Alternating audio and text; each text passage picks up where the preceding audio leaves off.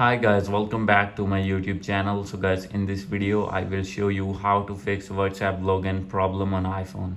So guys, if you're using iPhone or iPad or other iOS device, and when you try to log in your WhatsApp in your device and you will see any kind of problem during login, I will help you how can you fix all of these login problem.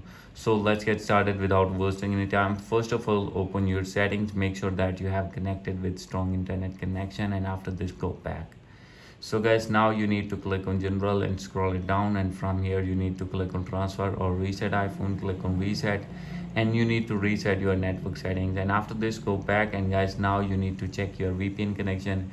If you have connected any kind of VPN here, you need to disconnect your VPN, and now you need to go back, scroll it down, click on date and time and set your date and time on automatically. And after this guys, you need to check for software update and you need to update your iPhone to latest iOS version. And guys, now you need to go back. So guys, after going to back, simply you need to open your app store in your iPhone or iPad, and here you need to search WhatsApp.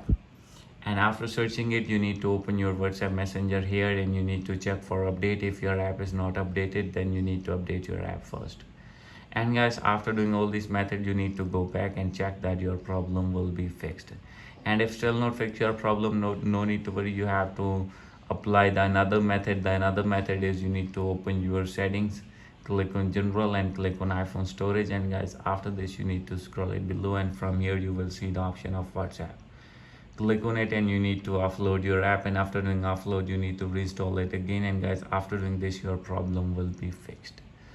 So guys, after doing all these methods, if still not fix your problem, then you need to open an internet browser like Safari and you need to search WhatsApp support, and you need to contact with your WhatsApp support team and you have to tell your problem, and they will review your problem and they will fix your problem. So guys, hope you like this video. If you like this video, please do subscribe my channel. Thank you.